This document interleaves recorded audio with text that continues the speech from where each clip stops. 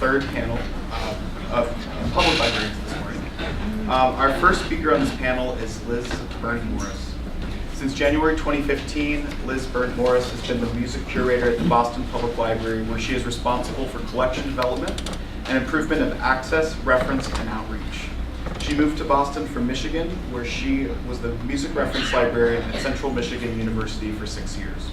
At CMU, she was responsible for music collection development, providing reference and bibliographic instruction to music students and faculty, and teaching a library and research skills course open to all undergraduate students. She completed a Bachelor of Music and Music Education at the University of Kentucky, a Master of Library Science with a specialization in music librarianship from Indiana University, and a Master of Music and Music Education from CMU. Cathy Balshone is a Public Services Reference Librarian in the Newton Free Library in Newton, Massachusetts, with music, art, and law collection development and reference specialties. She has been a music librarian for 10 years as head librarian of the Albert Alphen Library at the Boston Conservatory and as Morse Music Librarian in the Hillis Library of the Harvard College Library. She received her Bachelor of Arts in Music from Sarah Lawrence College, concentrating in piano and composition of music for theater pieces with Meyer Kupferman. She earned a Master's of Science from Columbia University School of Library Science, specializing in music librarianship with Susan Summer. As past chair of the Boston area music librarians, she asked Ray Brown of WCRB to introduce members to a nascent European technology, the compact disc. She assisted eminent musicologist Louis Lockwood in many capacities for several years. Before moving to Boston, she created programming, introducing orchestral repertoire to children, and promoting children's concerts.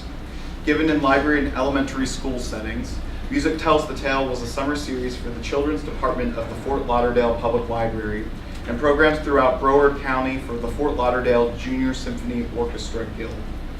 In Boston in 1976, the Guild was the recipient of the Sarah Parker Award by the American Symphony Orchestra League for the best educational program by a symphony orchestra at the national level. At the Newton Free Library, she serves in many capacities, including as a liaison to Newton's elementary school teachers, high school voice faculty, music reference librarian for lifelong learners, amateurs, private teachers, professional musicians, and students. Raminta Moore has been the Art and Cultural Lead Librarian at Portland Public Library since June 2016. She covers subjects in the library relating to philosophy, religion, social sciences, customs, arts, recreation, music, history, and travel. In this role, she has managed subject collection and curated various public programs for patrons.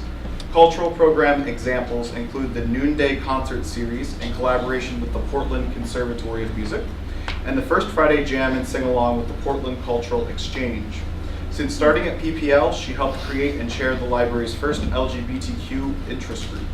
In that role, she helped to create dynamic programming around LGBTQ issues. Examples of this programming include a talk with Wayne Maines, father of Nicole Maines, the subject of Becoming Nicole, and Granny's Got Her Groove On, Aging, Sex, and What Makes Us Unique, a workshop developed in collaboration with Sage Maine, an LGBTQ elders organization. Raminta was previously the library loan supervisor at PPL and also worked in their public computing department, where she implemented several different technology courses for patrons. Raminta earned her MLIS from San Jose State University in 2013 and Bachelor of Arts in English from Regis College. Prior to her career in librarianship, Raminta spent over 7 years working in the entertainment industry. Their presentation is titled Music in Public Libraries, a Discussion of Recent Trends. Please join me in welcoming Liz, Cathy, and Raminta.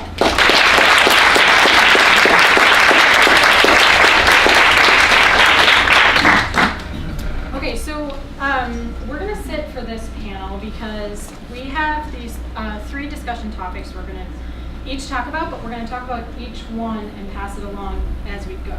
So it's going to be a little bit easier for us, I think, to faster to do it this way. And I can move the slide for you.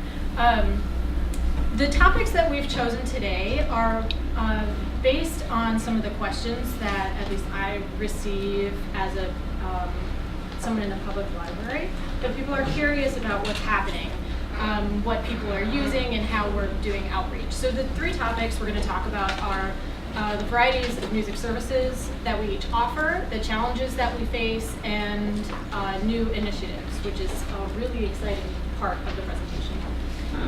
So I'm going to start. I concentrated on the, as far as services, I concentrated on the audio aspect. And the reason I chose that is because, especially like in our collection development department, there's a sense that people aren't using CDs anymore and they're only streaming. So the information that I have here, and the years vary by when we started offering different resources. So I have CDs in blue, and then Alexander Street Press, which we have access to, and Hoopla. So no embarrassment, but how many of you have heard of Hoopla and know what it is? A lot of you. Okay, so this is geared towards public libraries. The Hoopla stats that I have here are just audio recordings, so not all of the other formats that are offered. So you can see that the usage has gone up for streaming audio. The CD decline is a little bit tricky because, as many of you know, the Johnson building where the CDs are housed was closed for a few years while they renovated. This last projected here, 2017, just in case it's a little small for people to see, 2017, this is January through April. And if those numbers maintain for the rest of the year, that's projected for 2017. So things have gone up since the Johnson building has opened, and our streaming resources have been used more each year that we've had them. This was kind of interesting information, I think. What kinds of things are circulating? Hoopla doesn't allow us to get statistics by genre, which we'll see many of us. We'll show you that in other resources, but for Hoopla, you can see people use a lot of soundtracks, and CDs, it's soundtracks and actually a lot of pop, rock, hip hop, and rap for us. And you can see that a little bit closer here, Alexander Street Press. So I've pulled out the various collections that many of you are familiar with and what's being used. The years, notice, are a little bit different based on when we started, but for this purpose, I think it's okay. We have Classical Music Library is our highest use in Alexander Street Press, whereas our CD checkouts are pop rock and classical music 7%, and even some of the others, that's actually pretty high because we're looking at, again, like 80,000 checkouts a year. So those numbers, even though like comedy says 0, that's still, there are checkouts.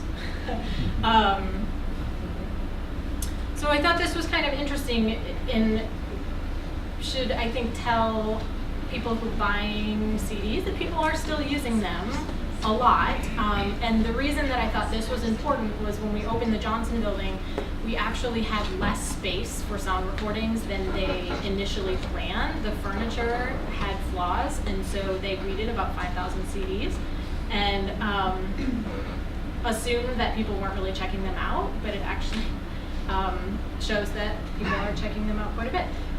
The other interesting thing about Hoopla that I don't have on here is of all the titles borrowed, 40% of them were only borrowed once. So that's a pretty significant number as well.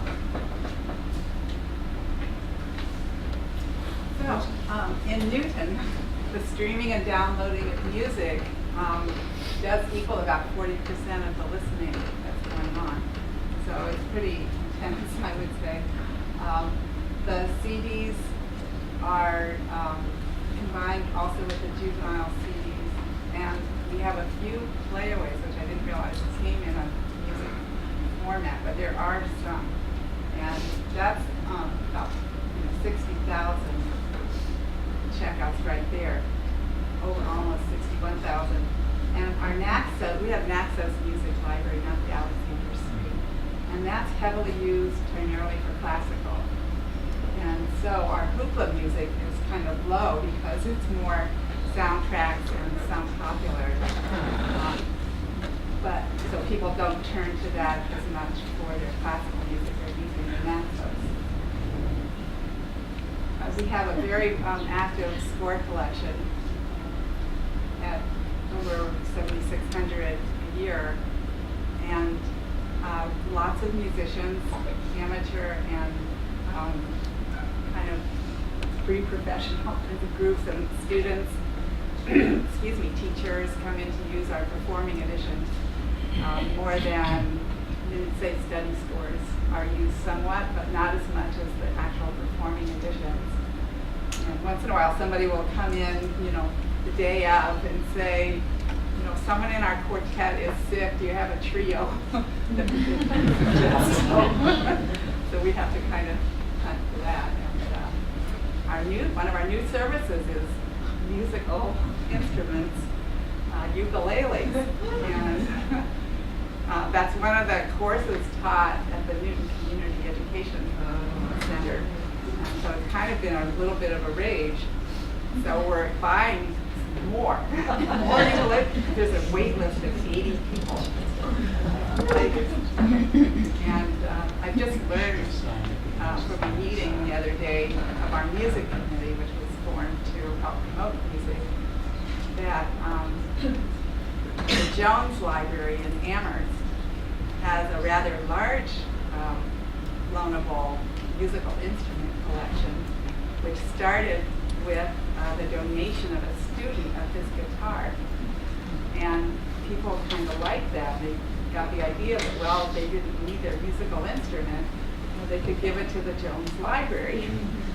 And so experimentally, the Jones librarians discovered that some musical instruments were easier to manage than others.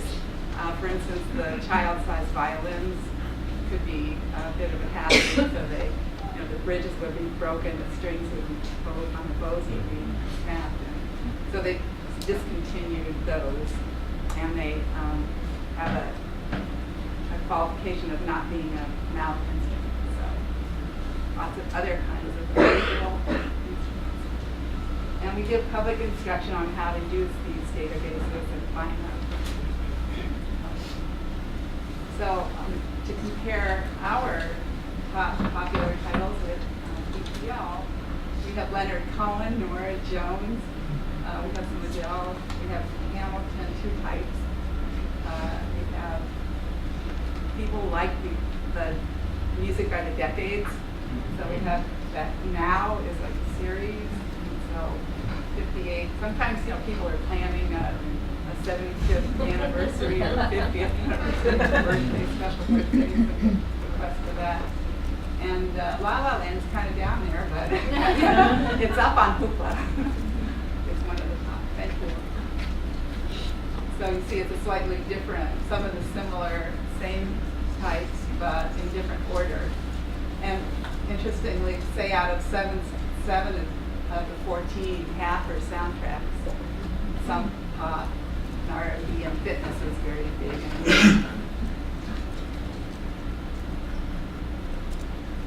So as far as our loans, the pop rock does comprise almost half, but not half. And there's a lot of interesting classical and jazz. And then we have we could combine the country, R&B, and so forth. We have a soundtrack mixed with musicals. And opera, we have a separate section in our music center. And we separated out our musicals also, so that the scores and the sound recordings and then video recordings, libretti are all their own little section. And it seems to help because we have an active New England Opera Club in our area, and they even meet in the library.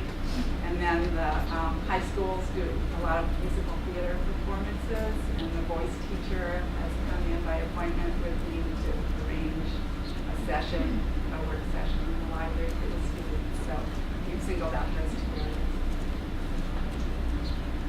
Here's a bit of a pie chart with the scores thrown in.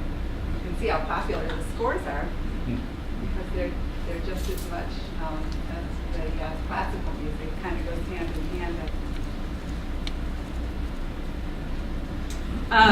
So I wanted to pop up a few pictures. One of the things that we offer at Portland Public is obviously a lot of programming. Public libraries, programming. And we have a dedicated auditorium in our main library. It was the renovation was finished in 2009. So there's the new library portion of the library, and then where I work is the 1977 portion of the library that might get completed in phase 2. Funding is hard. So right here, there's a concert going on in our Rhines Auditorium, which is really nice and has actually great acoustics in there. Over here is one of our noonday concerts in our Lewis Gallery in the background. You can see some photographs. The Portland Press Herald, our local newspaper, does a show in our gallery every year. And then in the middle, when I first took on the job, my focus was to really concentrate on local music because I knew that CDs were, I personally don't think they're going to be here after 10 years. If they make that long, I would really be surprised. So in the meantime, to kind of throw out Maine music, I put them all in one spot, easily locatable. They have a little Maine state flag on there, so that our shelvers know that it goes here. Next slide. So as I mentioned, and I'll just kind of go to the bottom with the Maine music collection, it currently makes up about 2% of our overall collection, which isn't a ton. And I've been trying to spend more money on those CDs than anything else because I feel like it's important to support local artists and pay them. So I walk down to my local CD store, Bullmost Music, with a list, or I have a contact there that can help me out a little bit, and I say, okay, I've got $200 to spend, help me out. And I walk back to the library with my bag of CDs and bring them up to our technical services department to catalog and repackage. One of the first things, again, that I took on when I started this position at Portland Public is I was told that I had to get rid of 2/3 of the CD collection to make room for something else. And so 2/3 of that collection were sent to our offsite storage facility. It took me about a month to really quickly, first was low-hanging fruit, then, looking at our stats, circ stats, et cetera, to get it down to about, I want to say between 1,500 and 2,000 CDs at our main library. Each of our branches probably have between 200 to 500 CDs at each location, so it's not a ton. And then there's a whole bunch at our off-site storage facility, which is not physically accessible to the public, but they are in the OPAC, so they're findable. Once I condensed the collection, I put all of the main music in one location, repackaged them as you saw before. I had a lot of buy-in from tech services. It was massive. I think all of you know that if you change something to your collection, you need to talk to your cataloging department, and possibly whoever deals with your shelvers so that nobody's confused. And I ran some stats when I first started that collection and then for this presentation, and I can say just with the move, the main music, even the stuff that's 20 years old, was circulating about 5 times as much as it had before, just because of some marketing that I did, throwing on stickers. We also have hoopla. We currently have classical music and video from Alexander Street. We offer quite a few free music programs. So mine's a little more condensed, threw it all on one page. I had to run my stats several times to make sure that Inner City Beat, detective themes, spy music, and imaginary thrillers was really the top circulating CD. It really is. I don't know what that says about my patrons, but hey, why not? I think you'll see some of common stuff in hoopla. We have a small sheet music score collection.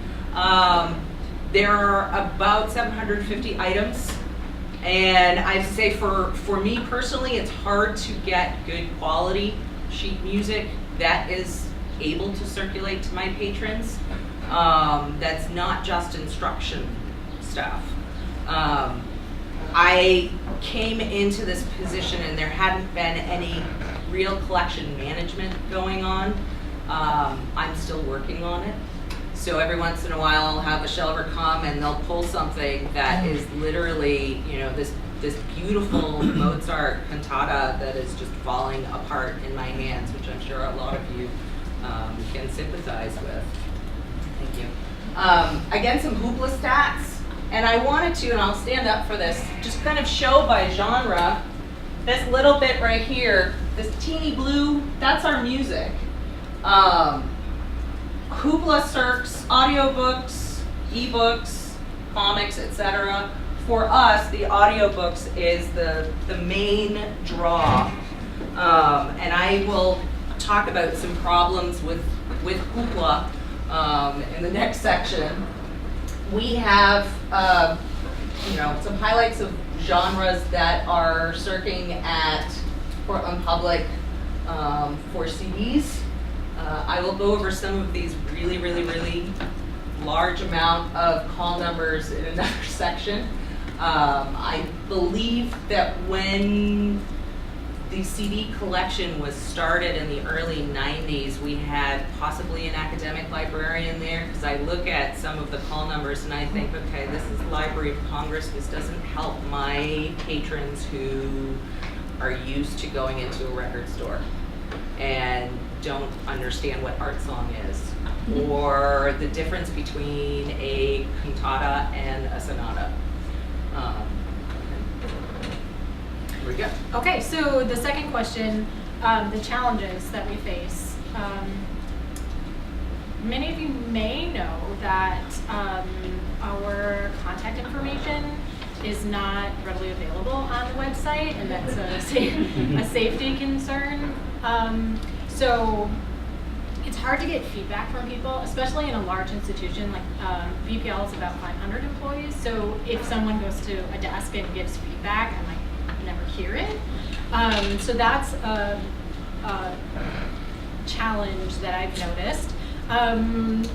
Those of you familiar with BPL also know that there are a lot of items not cataloged in the online catalog, and we have those green volumes, like the 20 volume plus the 4 volumes that followed it, where we do have items, but there are also a lot of collections without online finding aids. So there is a challenge for actually searching the research collection at BPL. It can be a little bit tedious, and researchers do need to ask for help, or else they won't really find.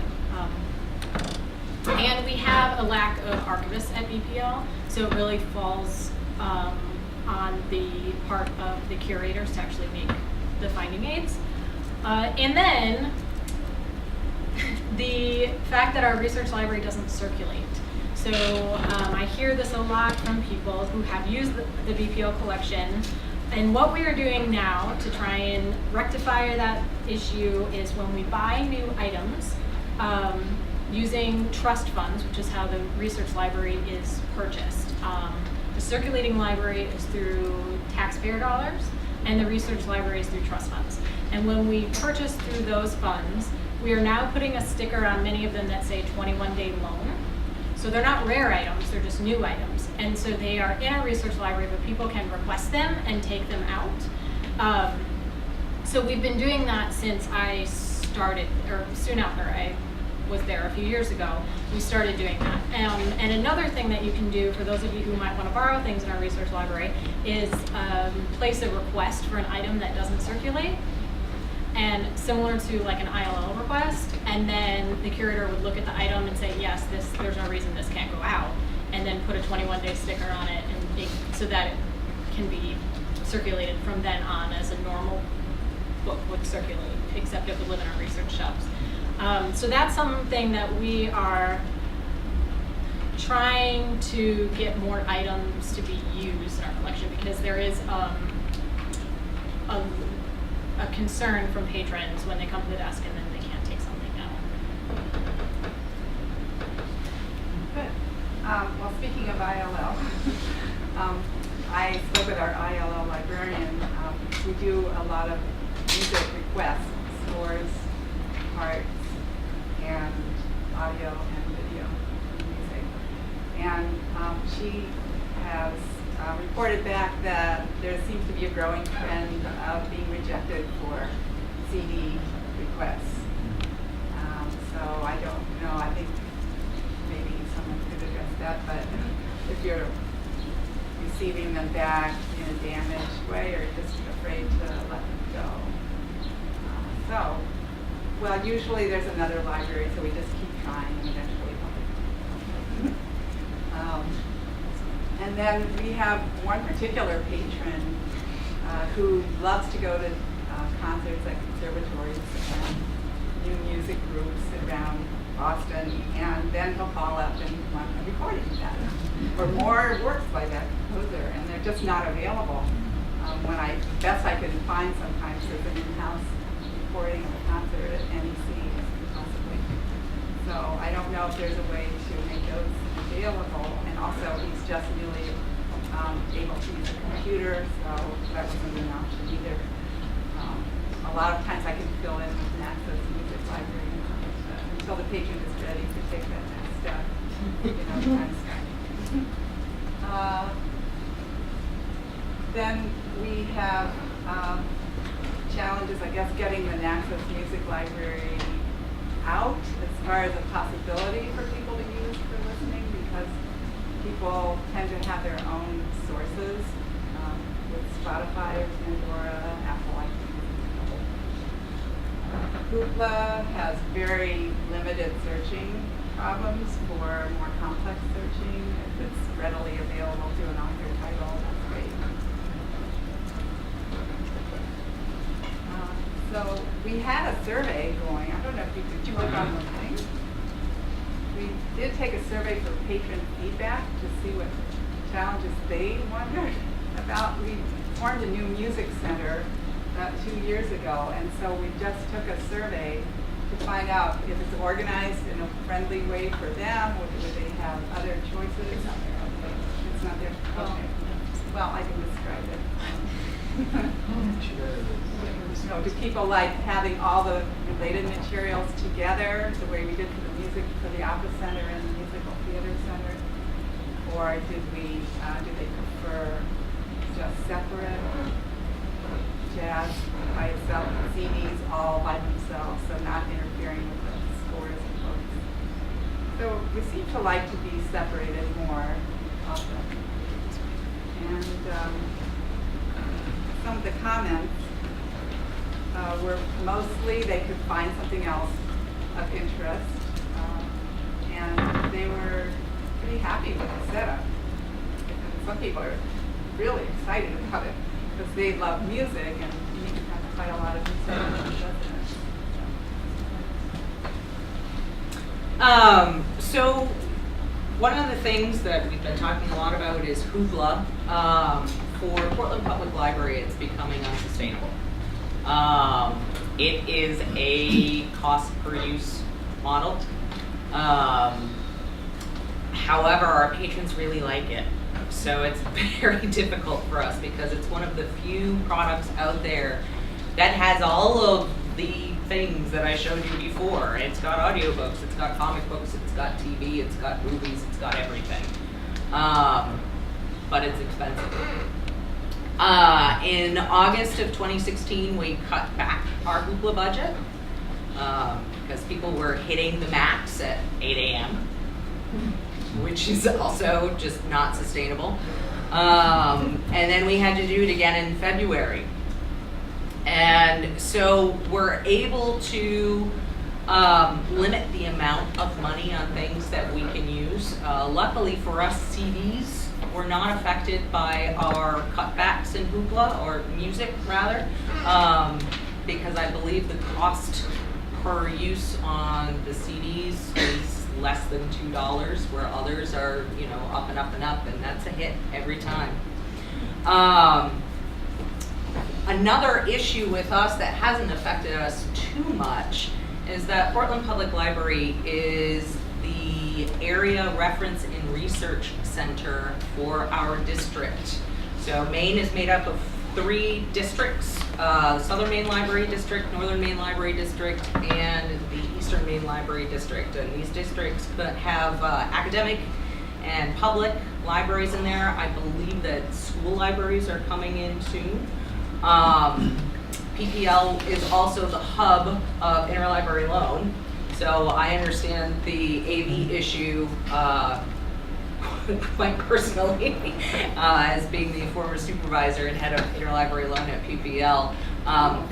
We lend AV freely. We lend everything we can freely. Our code is PPN, so borrow from us. One thing that we did, just again to circle back to you, is that we started sending all of our AV materials boxed. Every single CD that left our place, whether it came this way or not, it got bubble wrapped in a box. It was more expensive for us, but it saved your materials. And hopefully, you know, the thought is maybe that'll be reciprocal and maybe more people will lend to us because we're trying to be gentle with their stuff. Alexander Street has also become unsustainable for us, only in that it does not get any use. Nobody wants to look at classical music videos, apparently. I had used BiblioCommons, our what we use for our OPAC. There is a feature in context, I believe is what it's called. There's a way to kind of throw in a link to one of your databases anytime somebody searches for classical music or whatever. It's fantastic. So I threw Alexander Street in there. I did some blog posts, put it up on Facebook, and there'd be a small flurry of interest. But I don't think we got more than 5 hits a month. So as of July 1st, it's gone. We will be looking for some other type of resource. That is not to say that Alexander Street is a bad product. All of their stuff is amazing. But when no one uses it, what are you gonna do? Another issue we're having is the cost and time in processing compact discs. When I'm not schlepping down to Bull Moose Music, our local CD store, we use Baker & Taylor for our CD purchasing. We've encountered a lot of issues with them, with the pre-processing, not so much on the record side, but on the physical processing, and we're looking at switching to Midwest tape. The cost seems to be about the same. Another big issue for us is that we have too many call numbers and our patrons don't understand them. It's not like you can go into a record store and find metal or punk or ska or whatever. All of that would be under pop. You're looking for something blues, that's under jazz. Jazz and blues are together. Lots of different classical styles that I had mentioned earlier. I believe we have 13 different genres in the sort of classical vein, 7 different ones in world music. And then again, you've got the more popular ones like country, which also has some folk, some bluegrass, and it gets very confusing. I've had many patrons come to me and say, I can't find anything, I'm just leaving. And unfortunately, I feel like it's too late to change everything at this point because I think our technical services department would kill me. And another thing is, as you heard rattling off how many subject areas I'm in charge of. In my department, I probably have the most call numbers out of anyone. And so finding the time for music-specific programming is oftentimes quite difficult, and I rely for the community to come to me. And I've been very, very lucky in that regard that they have. But finding original programming that I have time to do when I'm dealing with the art show that's going on in the gallery, or purchasing for a bunch of call numbers, has become very difficult. And I think that that's probably true in a lot of public libraries these days, is that we're all wearing a lot of different hats, probably an academic as well. The funding isn't there for staff, and so you're doing more and more work with less and less pay.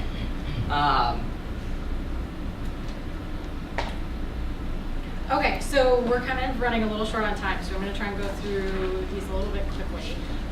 Some cool things that the BPL is doing. We have a composer in residence this year that's finishing his year this summer, so the fiscal year. This is a portion of the program for his final performance, which is next weekend, Saturday and Sunday, throughout the library. So if anyone's interested in that, his name is Bo Kenyon.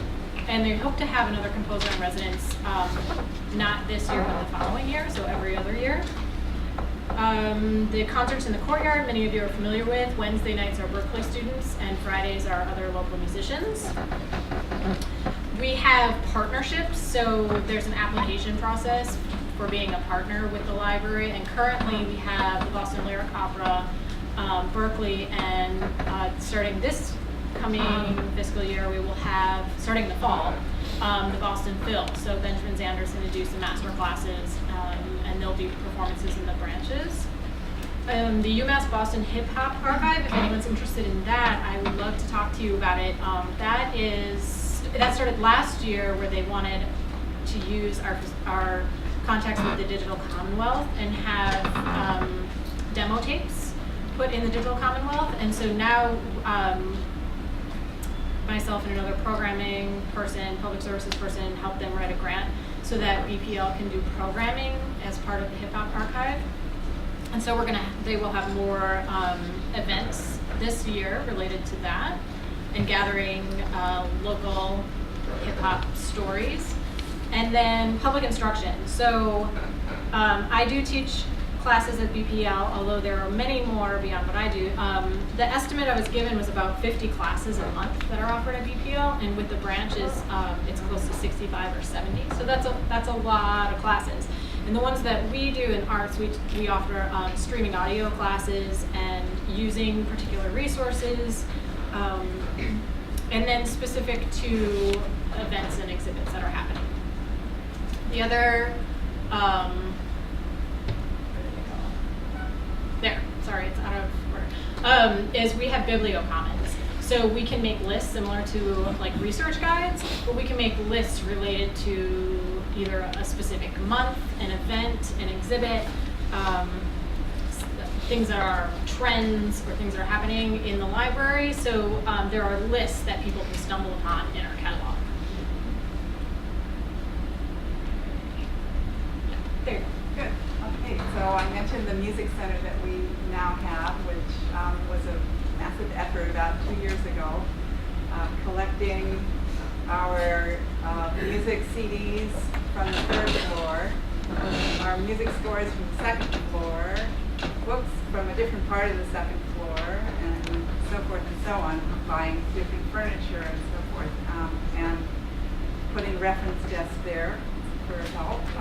And it's been well received, as I mentioned, so that's one initiative. And we had our survey, which was primarily positive, a few suggestions, some of which we brought out. You could tell a librarian put these things on there. Okay, so then we also have a local music collection, which has been growing very nicely. Our programs coordinator schedules about 41 concerts every Sunday, every year, and per year, plus some evening concerts, and so she often acquires CDs from the performers that way. Then AV librarian, who is not myself, tunes into different radio stations in the area and other sources of local concerts and tries to contact musicians. And once in a while I'll come across somebody who just made a CD and we'll throw it in there. And we've had citywide now with Mayor Seti Warren has been initiating all citywide arts festivals. And so the first year we took one day at the library and had 3 different stages and had local talent on 3 stages all day long, all ages. So that was very intensive, but very well enjoyed. And we've had the classes and teaching.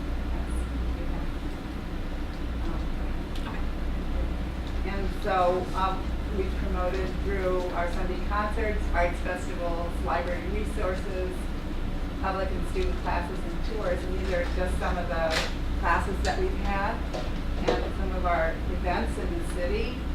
And then I closed out the talk I had given on opera with bringing it into the popular culture with Katy Perry wearing a dress by Valentino, Violetta's supposed to also, I think it's a different part of the, it took 1,600 hours to make that gown.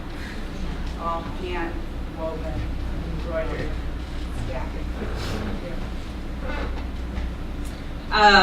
So, you know, public library, for me it's important to have community partners, community programs. And another thing that I love about my building that I work in is that it's possible to have sort of serendipitous discovery. And I think that that is important in almost any programming that you do. If you can grab someone that's walking around and maybe hears a flute or something and is following the music, they'll come and they'll stay. Even if it's for like 5 or 6 minutes, I feel like that is just absolutely amazing, and it's amazing to watch too. I think that that is probably one of the most fun things for me, is these. So some of my community partners, Maine Academy of Modern Music, I threw up there. They're not one of my partners. Their children's department does a lot of really great programming with them. They are fantastic. They bring in local musicians, and then they'll have an instrument petting zoo for the kids, and it's absolute chaos. Portland Conservatory of Music, we're doing a series monthly now. They came in, did 2 noonday concerts last winter. They loved it so much they want to do one once a month at the library. So I'm so excited for that. We are going to participate in some concerts leading up to the Bowdoin International Music Festival coming up, I believe, in the fall. And some of the Bowdoin Early Music Festival. We're having 3 or 4 concerts on that. My 2 most favorite groups to work with are 2 that I think really need the partnership more than we do. Portland Culture Exchange is a very small nonprofit, and their goal is to bring different members of the community together, different immigrants, etc., learn different languages, learn different songs, and we had them come in and play in our atrium, which is right at the entrance of our building, during a First Friday art walk in the winter. And I counted about 200 people that had come in and out, that in a span of, I want to say about 90 minutes, they were playing and jamming. It was great. And for Portland, Maine, that's huge. Another one is Listen Up Music. It's a music program, and they describe that they work with adults with unique intellectual issues. Intellectual uniqueness, that's what it was. And they had a place to play, and they couldn't afford to play. They couldn't afford it anymore. And so I said, yes, please, come here. And I'm looking in the crowd. There was about 100 people there in our Rhines Auditorium, and they were all our patrons. It's very important for us not just to have outsiders come in, but our own community members come in, people that use our space, be able to perform in our space as well. And then again, I was talking about serendipitous discovery. Sometimes it's hard to have some sort of musical whatever right by the lending desk. Your lending staff will kill you.